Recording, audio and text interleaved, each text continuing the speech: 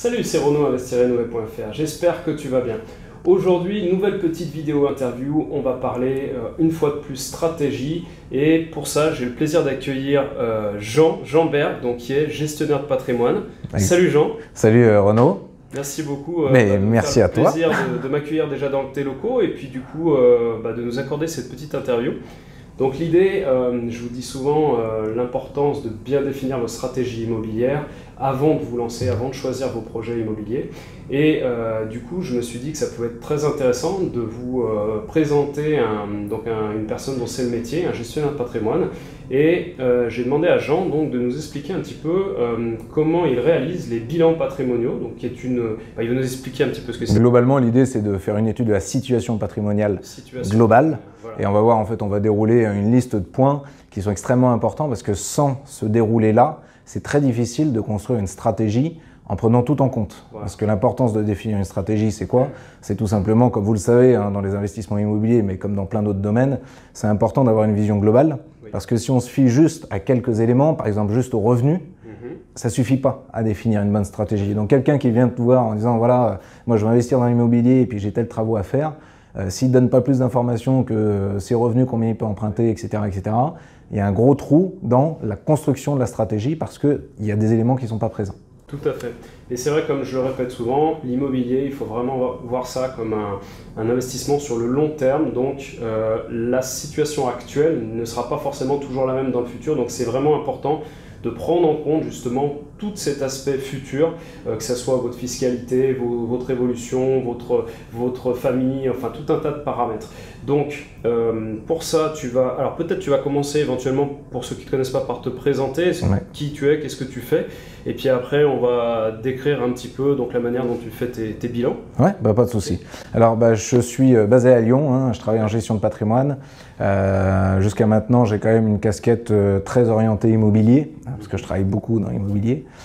Mais justement, l'intérêt de la gestion de patrimoine, c'est qu'aussi je prends le recul nécessaire pour essayer d'avoir une vision pas qu'immobilière, mais justement sur tout ce qui peut avoir un impact sur l'immobilier, sur la stratégie que vous voulez mettre en place, mais pas que immobilière, la stratégie globale patrimoniale en fonction de votre situation. Typiquement, si c'est une situation familiale compliquée ou simple, ou si vous avez des évolutions professionnelles à venir, etc. L'objectif, c'est de répondre à pas mal de petites questions pour éviter un maximum de surprises. Donc ton métier, en gros, ça consiste à conseiller les personnes sur leur avenir financier, en quelque sorte. C'est ça. Quel est l'objectif final en fait de faire un bilan patrimonial, de contacter un gestionnaire de patrimoine? Vraiment, quand on parle de terme conseil, on est vraiment là pour ça. Donc on est là pour récolter un maximum d'informations, traiter tout ça et offrir un conseil au client qui lui permet après à lui d'avoir une vision de là où il veut aller. Et après, comment, etc., on peut le faire, mais en tout cas, ça lui donne une vision avec tous les éléments, un plan de route, tout à fait, avec tous les éléments nécessaires pour éliminer un maximum de surprises. Il y en aura toujours, mais voilà. Donc l'objectif principal, c'est ça. Et après, du coup, grâce à ce bilan-là, ça permet souvent aux personnes d'avoir le recul nécessaire parce qu'on ne se rend pas toujours compte de ce qu'on a et on ne se rend pas toujours compte des impacts que ça peut avoir. Donc rien que cette prise de recul, elle est déjà énorme. Mais je dirais que même presque sans apporter de conseils, rien que de faire le bilan et comme ça d'avoir une vision globale sur quelques pages de la situation globale dans laquelle on est, déjà ça... Ah oui, je ne m'étais pas rendu compte de ça. Et la situation dans laquelle on va aussi. Et dans la situation dans laquelle on va. C'est que justement avec ce bilan, on a une sorte de plan sur les années à venir qui, en gros, si on ne change rien, on sait à peu près comment ça va se passer, la fiscalité, ce qu'on va gagner, etc. Voire jusqu'à la retraite. Donc c'est vachement important. Et c'est vrai qu'on en parlait tout à l'heure avec Jean en préparant cette interview. Ce qu'on disait, c'est que quasiment tout le monde devrait faire ce genre de bilan, d'études, parce que c'est ultra important pour savoir où vous allez, quoi. J'ai typiquement un client qui est venu me voir, je dirais qu'il a un profil un peu lambda, sans difficulté. Il avait une petite rémunération, donc un peu plus que le SMIC. Il avait investi une fois dans l'immobilier. Et il est venu me voir en disant moi j'aimerais continuer à investir dans l'immobilier, comment est-ce qu'il faut que je fasse? Il s'était posé plein de questions en disant j'ai une copine, est-ce que ça a un impact, on m'a parlé de SCI, de SARL, est-ce que c'est intéressant, etc.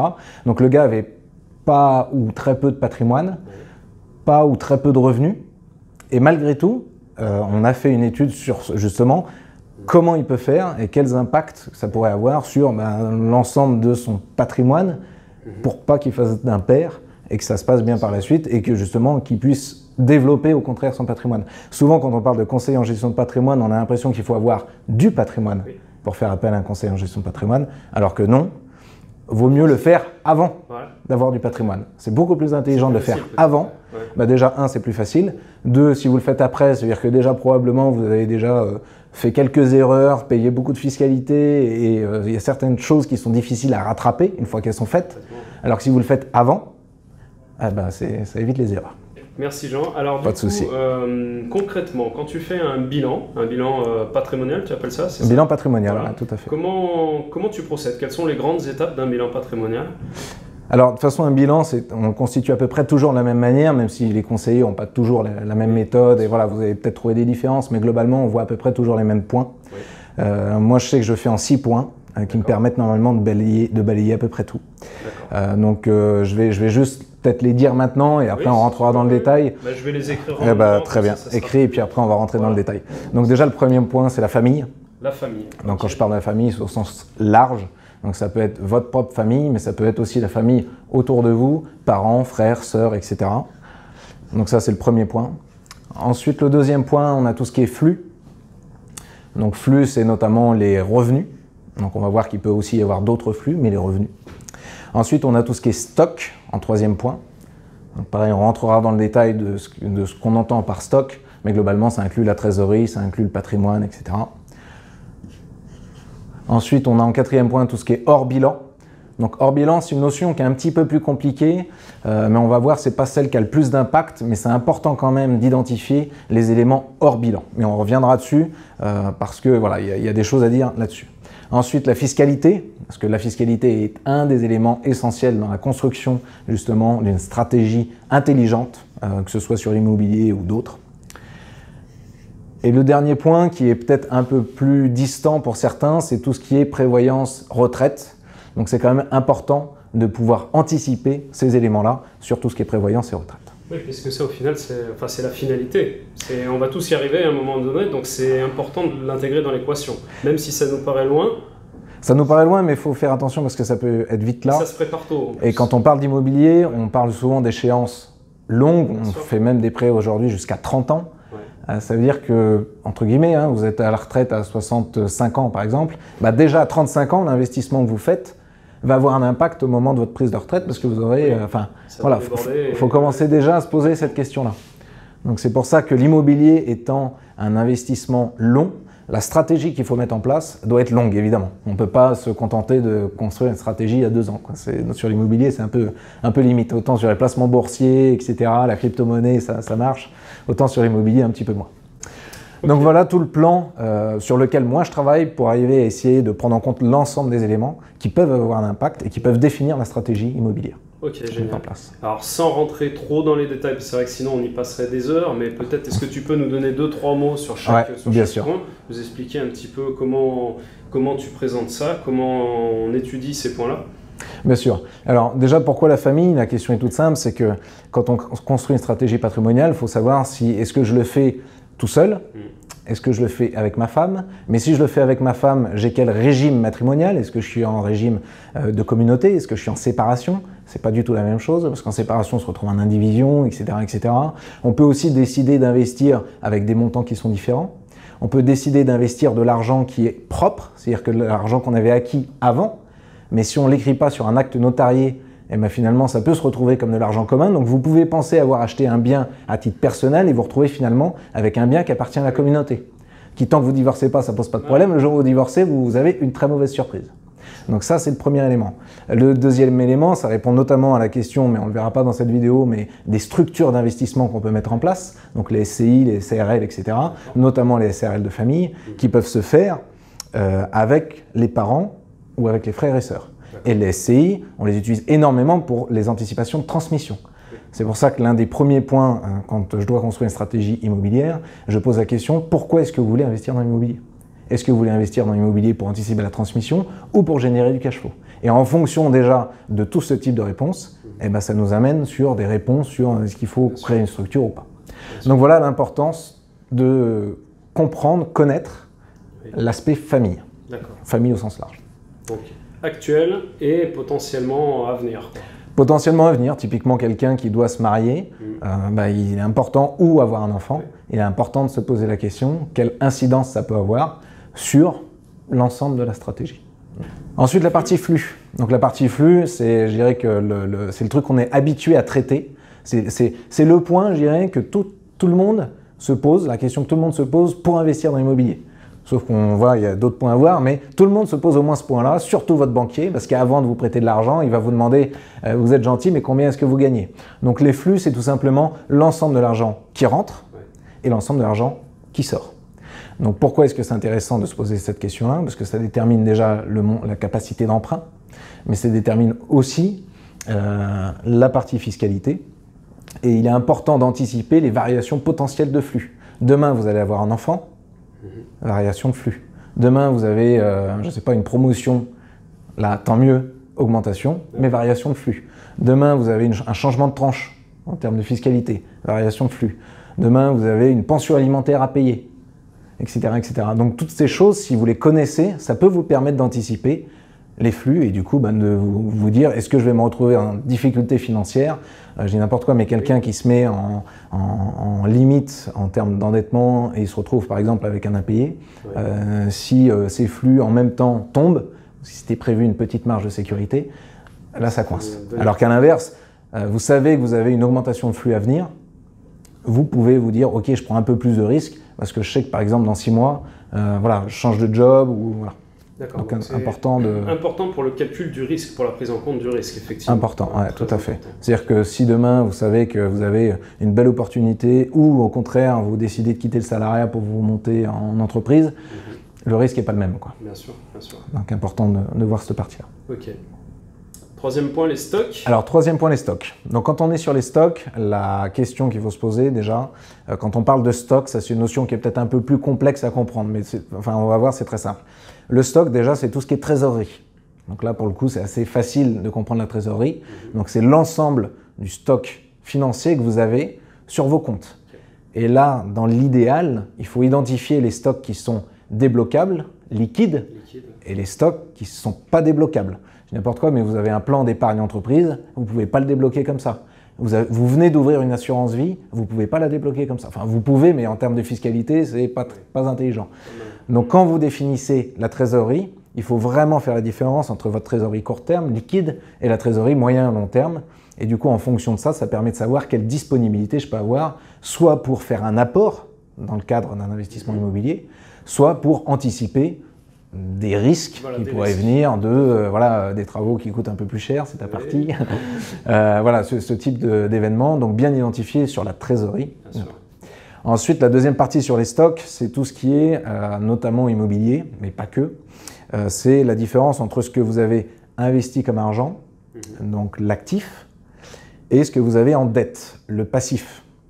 Donc vous avez par exemple acheté un appartement de 100 000 € et vous avez 100 000 € de dette. Vous avez un stock net de 100 000.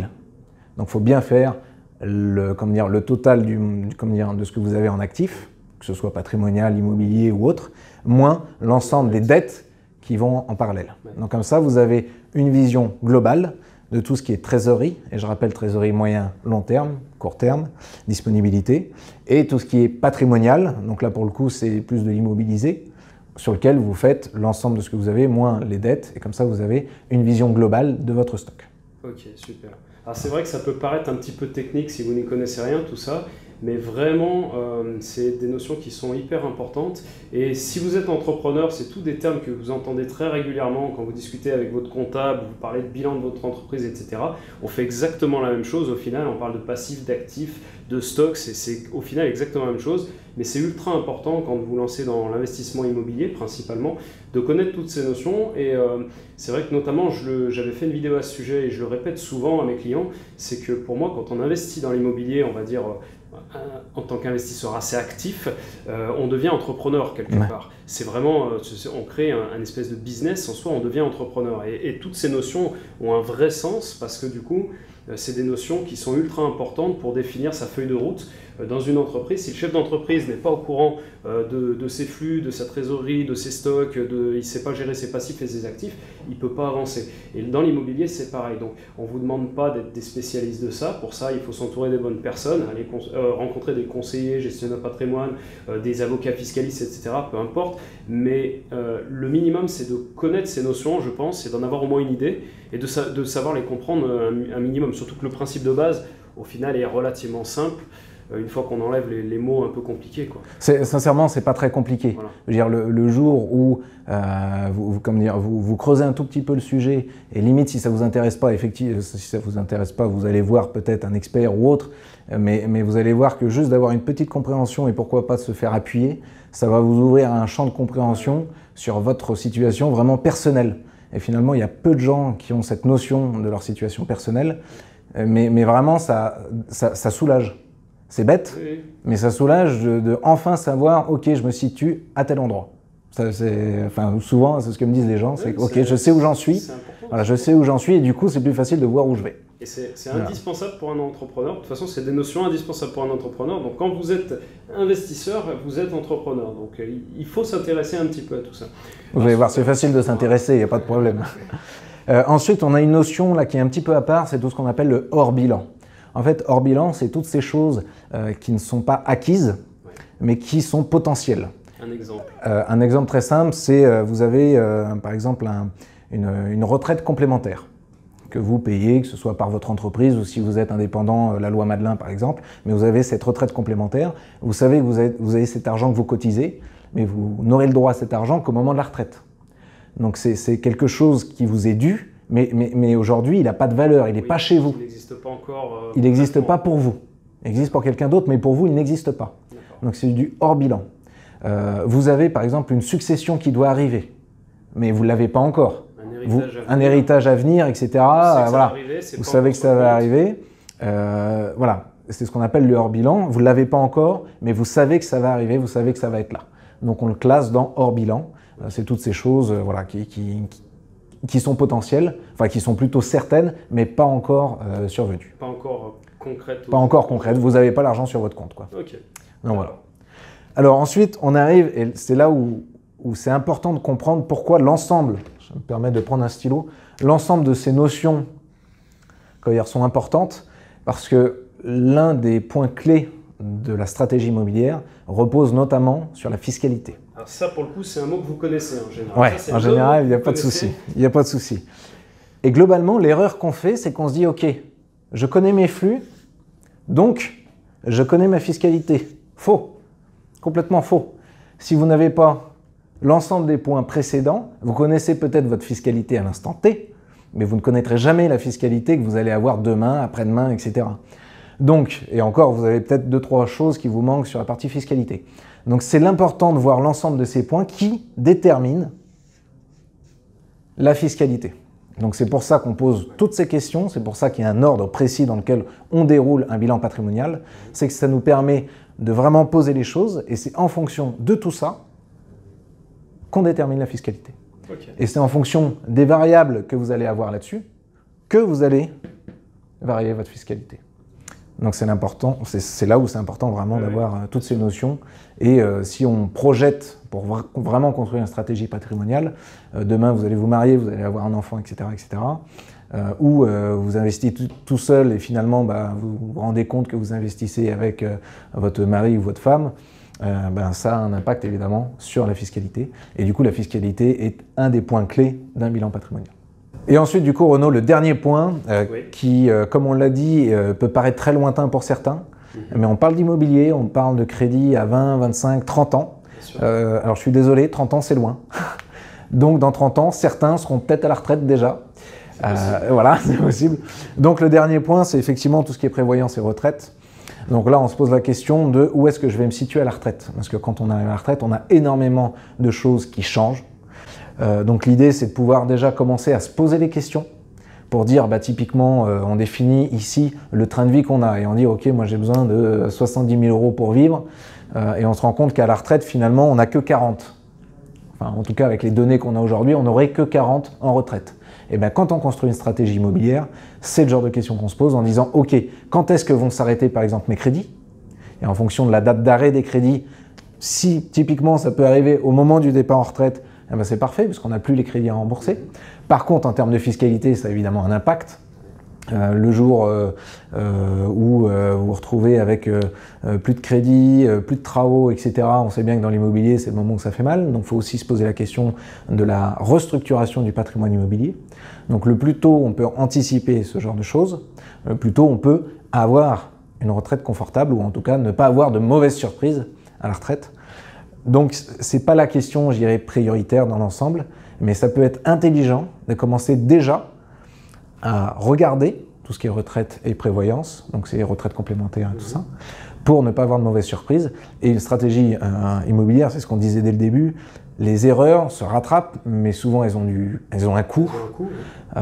Donc si on anticipe les erreurs, eh ben on limite les coûts, ce qui est pas négligeable. Et alors du coup, moi j'ai beaucoup de clients qui me disent, quand je leur demande toujours un petit peu quels sont leurs objectifs par rapport à l'immobilier, etc. Et c'est vrai qu'il y a beaucoup de gens qui me disent, bah, moi mon objectif ultime, c'est finalement de vivre de mes rentes, d'arrêter, de quitter mon travail, donc en gros, de prendre ma retraite plus tôt, quelque part. Est-ce que ce type de retraite rentre dans cette case? Ah bah, oui, complètement. Si complètement. J'investis dans l'immobilier en me disant bah, à partir de 45 ans, allez, à partir de 50 ans, j'ai commencé à investir un petit peu jeune, à partir de 50 ans, mes biens seront finis de payer, je vais avoir 3-4 000 euros de revenus nets qui vont tomber de mes rentes immobilières, donc je pourrais me mettre en pré-retraite. On est du coup dans cette case-là. Alors on est dans cette case-là complètement, avec donc il faut vraiment anticiper dans ces cas-là tout ce qui est fiscalité. Il faut vraiment anticiper changement de statut. On ne va pas revenir sur l'histoire du LMNP, LMP, etc. Mais évidemment, le jour où vous arrêtez d'être salarié, vous arrêtez d'avoir un revenu autre, et ça peut avoir des incidences considérables. Donc, il faut vraiment se poser ces questions-là. Ensuite, l'autre question qu'il faut se poser et qui est extrêmement importante, c'est la partie prévoyance. Parce que quand vous êtes salarié ou quand vous êtes entrepreneur, vous avez une prévoyance. Demain, vous vous dites, ok, moi pas de souci, je vis sur mes rentes, etc., etc. Vous vous pétez la jambe. Vous n'avez plus de couverture. Ouais. Vous n'avez plus de couverture. Donc comment vous faites quand vous n'avez plus de couverture? Donc ça peut être un vrai problème. Donc ne pas hésiter vraiment à creuser cette question-là, notamment pour les gens qui veulent vraiment anticiper leur retraite. Si vous n'anticipez pas la prévoyance et la retraite, vous pouvez vous retrouver dans des situations vraiment, mais je le dis, catastrophiques. Catastrophique. Parce que quelqu'un qui se dit, ok, il n'y a pas de souci, moi je pars parce que j'ai suffisamment de revenus, demain on se pète la jambe, bon machin, etc., etc. Je change de statut alors que je ne l'avais pas anticipé. Ça peut faire très mal. Ouais. Donc c'est important effectivement de se poser ces questions-là. D'accord, parce que je sais qu'il y en a beaucoup. Alors je ne suis pas un oiseau de malheur, hein, je ne veux pas faire peur à tout le monde, mais effectivement, si vous le faites sans vous poser les bonnes questions, faites attention. Mais c'est vrai qu'on a des investisseurs qui investissent, on va dire, pour placer de l'argent, pour préparer leur vieux jour, pour effectivement, pourquoi pas compléter leur retraite. Mais il y a de plus en plus de personnes qui sont pas forcément à leur place dans leur emploi salarié, etc. et qui envisagent vraiment l'immobilier comme un plan B. Donc je pense que dans ces cas-là, ce bilan est plus qu'indispensable parce qu'effectivement, il y a vraiment des paramètres à prendre en compte qui sont ultra importants. Et qui peuvent remettre en question tout votre projet de vie, quoi. Ouais, complètement. Ok, donc voilà. Donc avec tout ça, on a un bilan patrimonial. Avec tout ça, on a un bilan patrimonial. Avec tout ça, on essaye d'anticiper un maximum tout ce qui peut arriver. Alors, on ne peut jamais tout anticiper, mais en tout cas, on a une vision, une compréhension de quelles variables peuvent avoir un impact sur tel, par exemple, revenu, fiscalité et autres. Donc, ça me semble important que vous le fassiez vous-même. Il n'y a pas forcément besoin d'un professionnel si vous êtes suffisamment à l'aise. Mais il faut faire attention quand même parce qu'il y a des notions qui sont un peu précises. Mais globalement, même si vous posez tout seul sur un fichier Excel et que déjà vous arrivez à vous construire une petite vision de votre situation, vous allez voir, vous allez commencer à comprendre et à toucher du doigt la profondeur d'un bilan patrimonial et de toutes ces questions. Et je vous dis, ça va générer des questions chez vous qui vont vous permettre d'éviter des erreurs, qui vont vous permettre d'anticiper peut-être au contraire des opportunités. Voilà. Ok, super. Eh ben, merci beaucoup Jean. Pas de souci. ce petit cours de gestion de patrimoine. J'espère que ça n'a pas été trop lourd. Après, j'ai une chaîne YouTube aussi, Oui, donc vous pourrez aller la voir. Ça s'appelle Jean Berg, apprenez à gérer votre patrimoine. Donc si jamais vous voulez approfondir certains sujets patrimoniaux, ne pas hésiter à aller faire un tour. Voilà, c'est normalement accessible à tout le monde, Oui. c'est plutôt de la vulgarisation. Donc n'hésitez pas à aller faire un tour, ça peut un peu vous aider peut-être à construire et à comprendre ce qu'on vient de voir là, plus peut-être d'autres éléments. Mais voilà, tout à fait. Parce que l'idée, comme je vous le dis, moi, c'est de vous présenter un petit peu toutes ces notions et vous faire prendre conscience de l'importance de tout ça. J'ai pas envie de trop parler de fiscalité sur la chaîne, puisque à la base, on est surtout sur la partie travaux, rénovation et puis investissement locatif en règle générale. Donc prenez conscience de tout ça et si ça vous intéresse, allez faire un tour sur la chaîne de Jean, abonnez-vous et puis renseignez-vous, quitte à prendre rendez-vous avec un conseiller en gestion de patrimoine, un avocat ou peu importe votre comptable, mais en tout cas prenez l'importance de ces notions-là. Merci Jean, merci beaucoup. Merci beaucoup. Certainement, on aura sûrement l'occasion de refaire peut-être des petites Avec vidéos plaisir. ensemble parce que je pense qu'il y a pas mal de sujets à creuser qui peuvent intéresser mes auditeurs. En tout cas, merci encore une fois de nous suivre. Pensez à vous abonner en cliquant sur le petit bouton en dessous si ce n'est pas encore fait. Les pouces en l'air. Voilà, un petit pouce en l'air, ça nous fera plaisir, ça nous montre que ça vous plaît. Et puis, vous pouvez poser vos questions comme d'hab dans les commentaires. On essaiera d'y répondre autant que possible. Merci et à bientôt. Merci à tous, merci Renaud. Salut.